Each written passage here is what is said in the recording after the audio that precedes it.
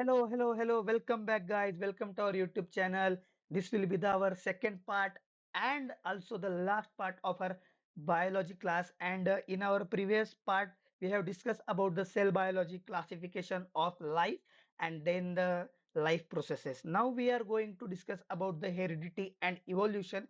And then the last part will be the microbiology and biotechnology. So before discussing about the heredity and evolution, we have to learn about what is reproduction. So guys, जर पाहायचं म्हटलं तर reproduction काय आहे, तर imagine करा की एखादा इंडस्ट्री आहे, एखादी कारचं मॅन्युफॅक्चरिंग इंडस्ट्री आहे.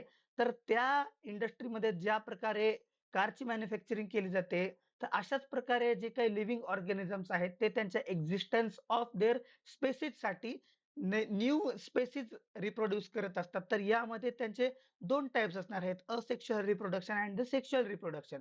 जे काही असेक्शुअल रिप्रोडक्शन असणार आहे ते मॅक्सिमम युनिसेल्युलर स्पेसिस मध्ये ऑर द स्मॉल स्पेसिस मध्ये मायक्रो ऑर्गॅनिझम्स मध्ये पाहायला भेटते, आणि जे काही सेक्शुअल रिप्रोडक्शन आहे ते ऑब्विसली लार्जर अॅनिमल्स मध्ये बघायला भेटते. त्यानंतर मित्रांनो, जर जे काही कॅरेक्टरिस्टिक्स पाहायचे आहेत आपल्याला सेक्शुअल रिप्रोडक्शन बद्दल, तर they are fast, efficient, create perfect close. He line आपल्यासाठी खूप इम्पॉर्टंट आहे मित्रांनो. जर या लाईनचा एक्झॅक्ट अर्थ जर काढायचा म्हटला तर एखादी युनिसेल्युलर स्पेसिस आहे, मीन्स एखादा अमिबा आहे, तो जेव्हा असेक्शुअल रिप्रोडक्शन करून न्यू स्पेसिस तयार करतो, तर तो exact mirror image of their parent असतो. मीन्स त्या ज्या अमिबाचा जो चाइल्ड असणार आहे तो exactly similar looking to the parent असणार आहे. बट इन सेक्शुअल केस तर काय होतं की जेव्हा male and female these two species interact with each other and then form a new species by mating. So यामध्ये काय होतं की जे काही फिमेल्स कडून काही कॅरेक्टर्स येतात आणि मेल्स कडून काही कॅरेक्टर्स येतात, आणि नॅचरली देखील काही कॅरेक्टर्स ऍड होतात. यामध्ये क्रिएट्स मॅसिव्ह जेनेटिक व्हेरिएशन, ज्या प्रकारे इथं सांगितलं आहे. तर जर मदर आणि फादरचा जो काही चाइल्ड तयार होत आहे, तर तो एक्झॅक्टली लुकिंग त्यांच्यासारखा नसतो, मिरर इमेज नसते. काही सिमिलॅरिटीज असतात, but there are lot of differences as well. So we have to remember this one thing: in asexual reproduction, this creates perfect clones, and sexual reproduction, it creates genetic variations. Also, the sexual reproduction requires more energy and best for surviving changing environments and diseases. जर पाहायचं झालं मित्रांनो, जे काही या पृथ्वीवरती राज करणारे लोक आहेत, means from back 7 crore years ago, from dinosaurs to today human being, जर पाहायचं म्हटलं तर या सर्वांनी जे बिग स्पेसिस आहेत, तर ते सेक्शुअल रिप्रोडक्शन करूनच त्यांचं एक्झिस्टन्स केलेलं आहे.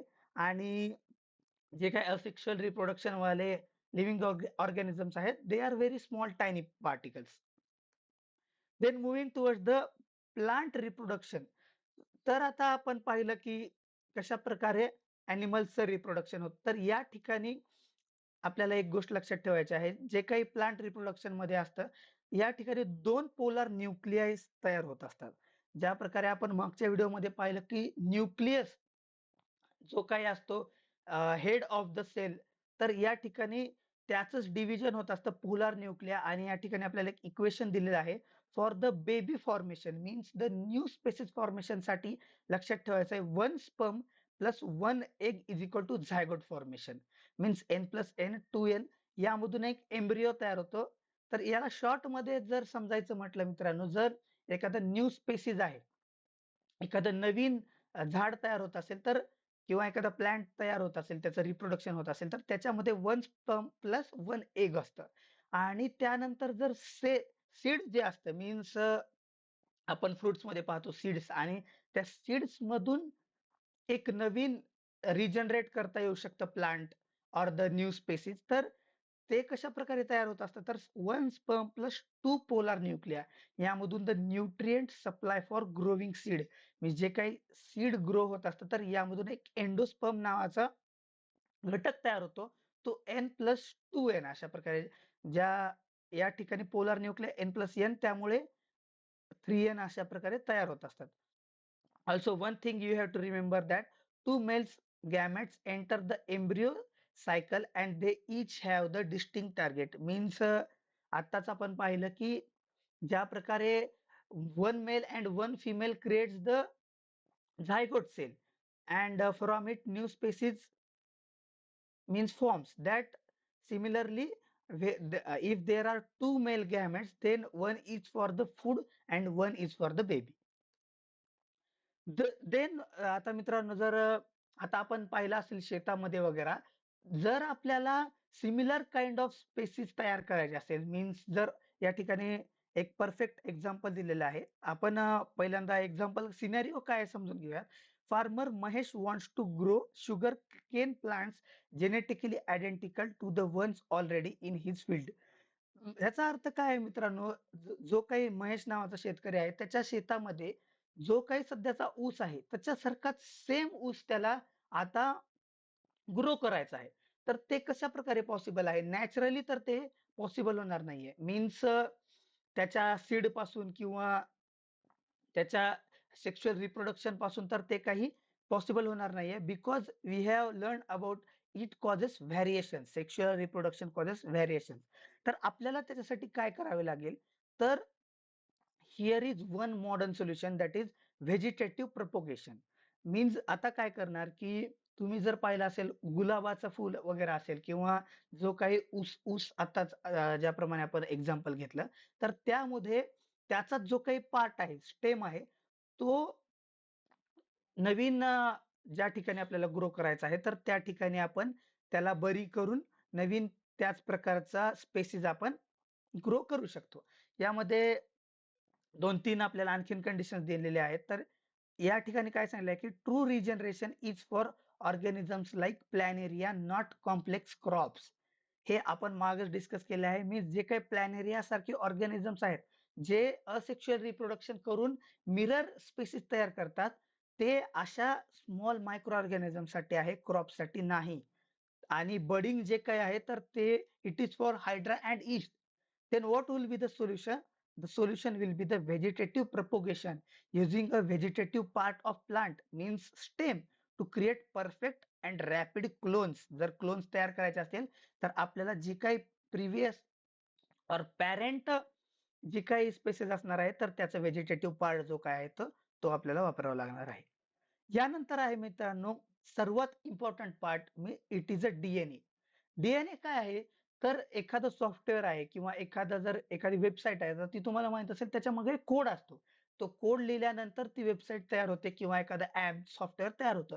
अशाच प्रकारची जी काही आपली बॉडी आहे, जो काही आपला ह्युमन बीइंग और द लिव्हिंग ऑर्गॅनिझम्स आहेत, तर त्यांचा जो नेचरनं कोड तयार केलेला आहे, तर त्याला म्हणतात डीएनए.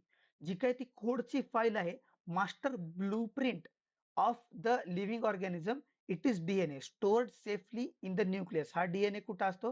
तर तो न्यूक्लियसमध्ये असतो. यानंतर मित्रांनो त्याचं काय केलं जातं की पोर्टेबल कॉपी केली जाते. मीन्स जेव्हा आपण WhatsAppवरती चॅटिंग करत असतो, तर तुम्ही पाहिलं असेल की these are the encrypted messages. Encrypted messages means काय?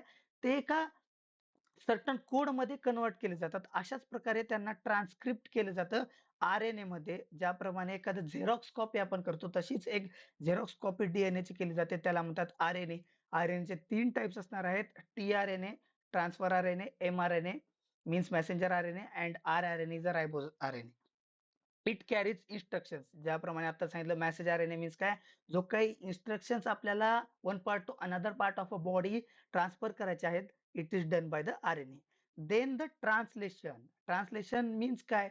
आपण बघतो एखादा आपल्याला मराठी शब्द येत नसेल तर आपण त्याचं ट्रान्सलेशन करून बघतो इंग्लिशमध्ये किंवा एखाद्या इंग्लिश शब्दाचा अर्थ कळत नसेल तर त्याचा मराठी ट्रान्सलेशन करतो. Reading the code to build means त्याला डिक्रिप्ट केलं जातं आणि फायनल प्रोटीन प्रोडक्ट तयार केला जातो. फायनल आउटकम काय आहे या सर्व गोष्टींचं? तर जे काही प्रोटीन मीन्स जी काही डेव्हलपमेंट ऑफ अ बॉडी आहे, development of cells, tissues, organs, these are finally done by the protein itself. There will be the key concept you have to remember. Traits are inherited as DNA, but they are physically expressed as proteins. याचा अर्थ काय आहे मित्रांनो? जे काही आपल्या शरीरात आहे, मीन्स तुमचा केसांचा कलर कसा असणार आहे, डोळ्यांचा रंग कसा असणार आहे, सेल्स कशा असणार आहेत, तुमच्या बॉडीचं बिहेवियर कसं असणार आहे, these all are things are present in DNA. But physical expression जे असणार आहेत, मीन्स एखादा जसा गोरा कलर असणार आहे, तर तो गोरा कलर जो काही प्रोटीन्स मधून येणार आहे, तर ते ऍक्च्युअल प्रोटीन जनरेशन मधून या सर्व गोष्टी घडणार आहे. यानंतर पुढील पार्ट आहे मित्रांनो इव्हॉल्युशन. या ठिकाणी दोन पार्ट तुम्हाला दिसत असतील, homologous organs and the अॅनालॉगस organs. तर होमोलॉगस ऑर्गन्स मीन्स काय, तर एक्झाम्पल मध्ये आपण बघू शकतो, here is a human hand and this is the whale flipper. तर जे काही ह्युमन हँड आणि व्हेल फ्लिपर आहे ना मित्रांनो, तर यांचा कुठेतरी जेनेटिकली ऑर द इव्होल्युशन मध्ये बॅकएंडला एक कॉमन पॉइंट असणार आहे. Means there will be a shared common ancestor. हजारो करोडो वर्षापूर्वी जे काही वेल असणार आहे किंवा ह्युमन्स असणार आहेत, त्यांचा एकच कॉमन अँसेस्टर असणार आहे, ज्यामधून या दोन्ही स्पेसीज तयार झालेल्या आहेत, ह्युमन्स अँड द व्हेल्स. यामध्ये फंक्शनॅलिटीज डिफरंट आहेत. मीन्स इव्होल्युशन झालं, whale is a sea animal and the human is a land animal. Then therefore the working or the function of these two organs is different, but the common parts is shared very long years ago. Then evolution type काय असणार आहे, तर divergent evolution असणार आहे. Means एका point नंतर ते diverge झालेले असणार, मीन्स डिफरंट इव्होल्युशनरी पार्ट झालेले असू शकतात. एखादं जर एक्स ॲनिमल असेल आणि त्यापासूनच ह्युमन्स आणि वेल्स बनले असतील, तर अशा हजारो त्या ॲनिमलच्या इव्होल्युशन मधून हजारो लाखो स्पेसिस बनलेले असू शकतात. त्यानंतर आहे ॲनालॉगस ऑर्गन्स. मीन्स ज्यांचा काहीही कॉमन अँसिस्टर या नेचरमध्ये सापडत नाही, जे काही रँडम्स असणार आहेत. या ठिकाणी bird wing and insect wing. आपण जर पाहिलं तर बर्ड विंग आणि इन्सेक्ट विंग थोडेसे सिमिलर असे आहेत असं आपल्याला वाटू शकतं, बट त्यांचा एकही कॉमन अँसिस्टर आपल्याला हिस्ट्रीमध्ये किंवा इव्होल्युशन मध्ये आपल्याला सापडत नाही, आणि त्यांचं जे काही फंक्शन आहे ते सेम आहे. बाय द वे, जे बर्ड आणि इन्सेक्टचे जे विंग आहेत ते फ्लाय करण्यासाठी त्यांनी दोघे यूज करतात, बट ते काही एका पार्ट पासून इव्होल्युशन करत आलेले नाहीयेत.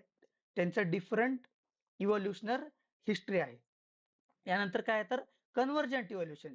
ज्याप्रमाणे जर तुम्ही एखादा चौक पाहिला असेल, तर चार रस्ते एकाच ठिकाणी येऊन मिळतात. अशाच प्रकारे चार इव्होल्युशन होऊन एकच सिमिलर फंक्शनल ऑर्गन्स तयार झालेला असू शकतो. या इमेजमध्ये तुम्हाला त्याची कॉन्सेप्ट कळू शकते. आणि डायव्हर्जंट इव्होल्युशनचं एका रस्त्याचे तीन रस्ते ज्या प्रकारे तयार होतात, तर असं एका कॉमन पॉइंट पासून डिफरंट फंक्शनल ऑर्गन्स तयार झालेले असू शकतात. यानंतर आहे मित्रांनो लॅमार्किझम अँड द डार्विनिझम. लॅमार्किझम मीन्स काय, जो काही लॅमार्क सायंटिस्ट होता त्यानं जी काही थेअरी एक्सप्लेन केलेली आहे ही देखील हायली वेटेड आहे. यावरती बरेचसे कॉन्सेप्च्युअल क्वेश्चन्स आपल्याला एक्सपेक्ट करू शकतो आपण. तर तो आहे लॅमार्किझम अँड द डार्विनिझम. तर नेमकं लॅमार्किझम मीन्स काय, what you mind think about Lamarckism means. इथे एक एक्झाम्पल दिलेलं आहे, ते आपण पहिल्यांदा वाचूयात. A giraffe stretches its neck to reach high leaves, making its neck longer and passes this long neck to its baby. तर लॅमार्कचं म्हणणं काय आहे, की जो काही जिराफ आहे तो त्याची जी लांब मान आहे, तर तो अन्न मिळावं किंवा त्याच्या एक्झिस्टन्ससाठी तो त्याचा जास्त वापर करतो, आणि तो वापर केल्यामुळे त्याची जी काही नेक आहे, जी काही मान आहे, ती लांब होत गेली, आणि तीच त्याच्या जे स्पेसीज आहेत, नेक्स्ट स्पेसीज त्याचे बेबीज आहेत, ती त्यांच्याकडे फॉरवर्ड होत गेली. तर असं लॅमार्कचं म्हणणं आहे, but it is not scientifically true. तर सायंटिफिकली ट्रू काय, तर ती डार्विनची थेअरी सायंटिफिकली ट्रू मानली जाते. तर ती काय, giraffe were born with random variations in neck length. Means काय, जेव्हा जिराफचं इव्होल्युशन होत असेल किंवा जेव्हा जिराफ बॉर्न होत गेले, तेव्हा रॅन्डम व्हेरिएशन्स असतील. मीन्स मीडियम उंचीच्या मानाचे असतील, काही काही जास्त उंचीचे असतील, काही कमी उंचीचे असतील. या ठिकाणी तीन व्हेरिएशन्स असलेले जिराफ बघू शकतो. त्यानंतर काय झालं, the ones which naturally longer necks reach food survived and reproduce.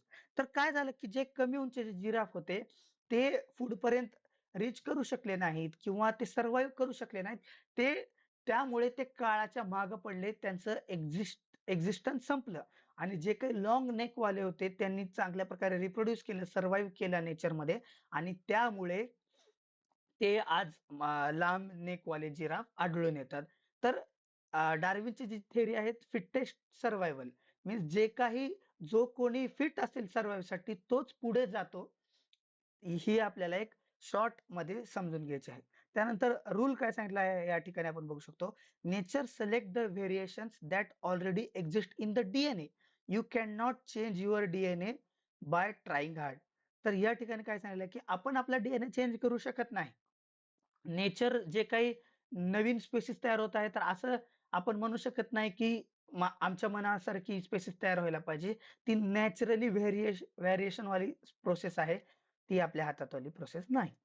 यानंतर आहे sickle cell point and the Mendel's dominant code.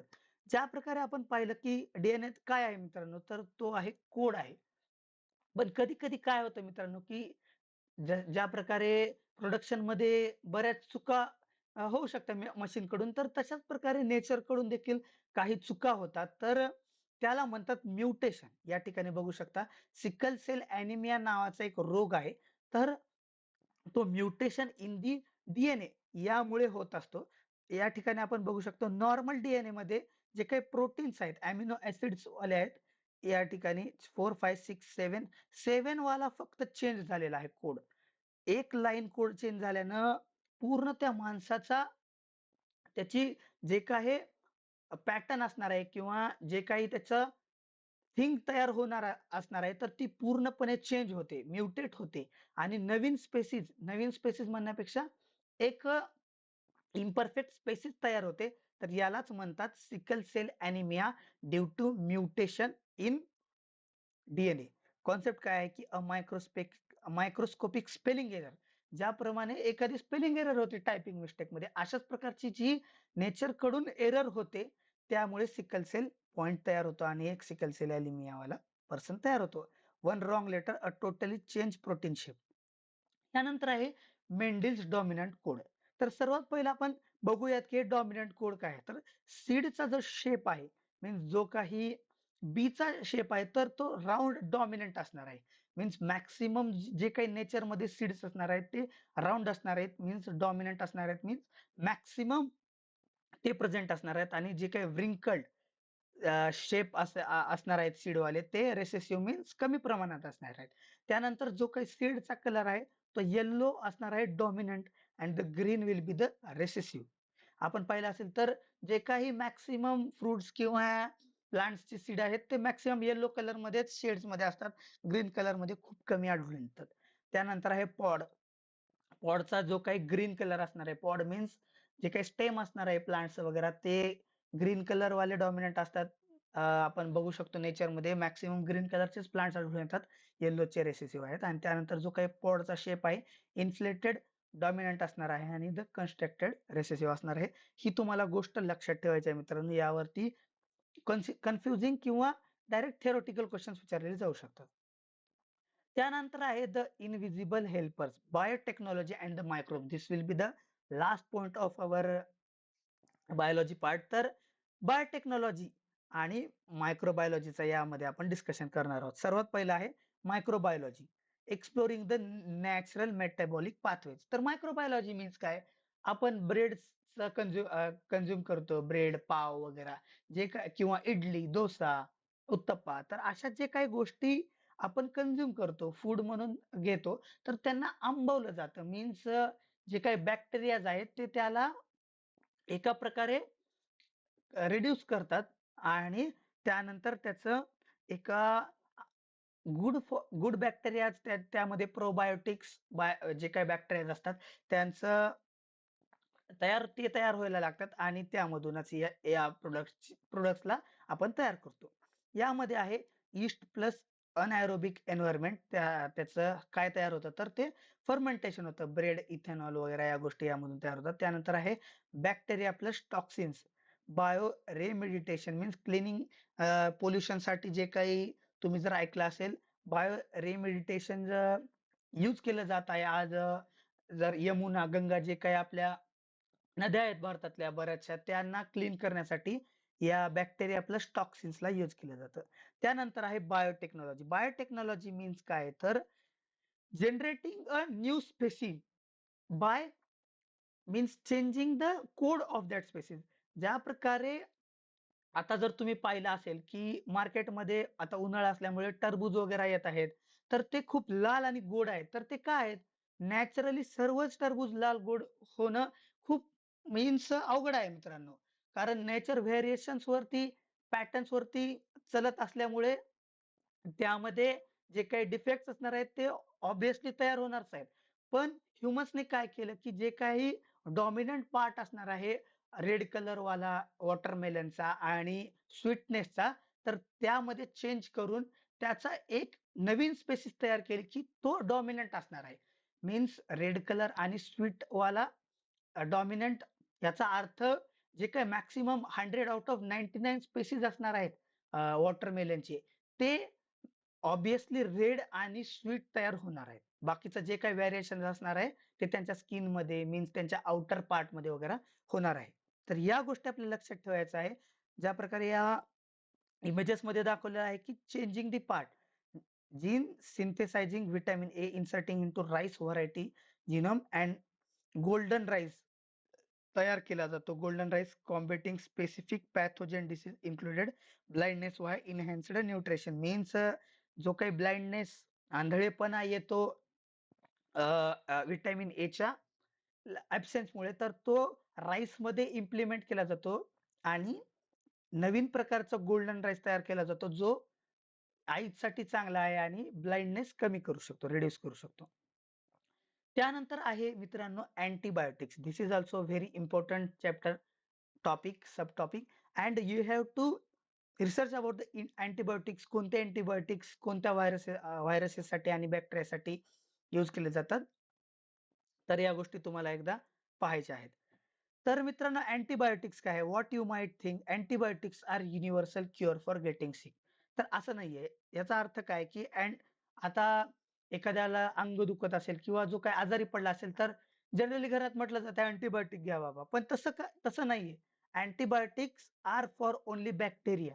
व्हायरससाठी ते काहीही काम करू शकत नाही. जे काही व्हायरल इन्फेक्शन असतं, आता पावसाळा येणार आहे लवकरच, तर त्यामध्ये खूप साऱ्या लोकांना व्हायरल इन्फेक्शन होतं. पण जर तुम्ही अँटिबायोटिक्स कंझ्युम करत असाल डायग्नोसिससाठी, तर त्याचा काही उपयोग होणार नाही. Because antibiotics are for bacteria, not for viruses. Viruses are unaffected. What is true? Antibiotics only target specific mechanisms found in bacteria, like destroying their cells and blocking their ribosomes. तर बॅक्टेरियाचं जे काही स्पेसिफिक मेकॅनिझम आहे त्यांच्यासाठीच tackle करतात.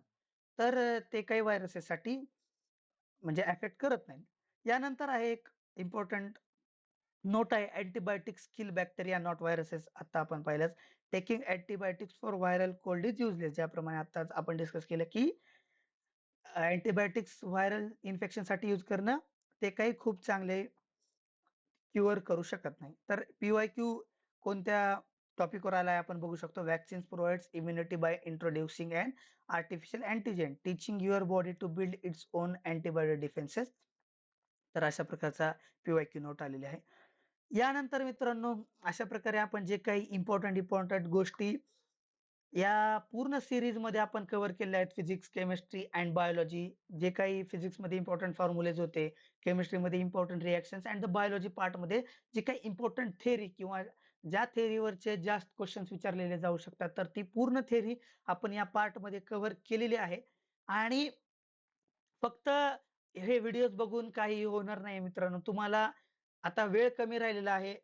तर फक्त तुम्हाला हे काही जे नोट्स वाचून किंवा व्हिडिओज बघून आपल्याला आपले नॉलेज टेस्ट करता येणार नाहीये. तर तुम्हाला ॲट लीस्ट 2 ते 3 जे काही प्रिव्हियस इयर पेपर्स आहेत, ते अटेम्प्ट करायचे आहेत. त्यांचा स्कोर किती येत आहे, ते तुम्ही मला कमेंटमध्ये नक्कीच कळवा. तुम्ही जर Telegram चॅनल जॉइन केलेलं नसेल, तर ते देखील नक्कीच जॉइन करा. आणि जे काही रिसोर्सेस आपल्याला तुम्हाला हवे असतील, जे प्रिव्हियस इयर क्वेशन्स असणार आहेत किंवा जे काही नोट्स असणार आहेत, तर ती त्यांची लिंक मी खाली दिलेलीच आहे. तर अशा प्रकारे आपण पूर्ण फिजिक्स, केमिस्ट्री अँड बायोलॉजीचा पूर्ण पार्ट शाहू स्क्रीनिंग टेस्टसाठी कव्हर केलेला आहे. तर very, very all the best guys for your exam. आणि एक्झामचं प्रेशर नका घेऊ. पूर्ण फ्रीली एक्झामसाठी आपल्याला जायचं आहे आणि स्वतःवरचा कॉन्फिडन्स सर्वात महत्त्वाचा आहे. कॉन्फिडन्स ठेवायचा आहे. एक्झाममध्ये पॅनिक व्हायचं नाहीये. सिली मिस्टेक्स करायच्या नाहीयेत. पूर्णपणे क्वेशन्स वाचून आपल्याला अटेम्प्ट करायचे आहेत आणि वेळेची देखील आपल्याला पाहायचं आहे, की 2 तास वेळ असणार आहे बायोच्या पेपरसाठी, तर आपला वेळ एकाच प्रश्नामध्ये वाया जायला नको. तर अशा प्रकारे पूर्ण तुम्हाला तयारी करून जायची आहे. तर very, very all the best guys आणि बघत रहा रस्टॅटिक क्रिएशन्स.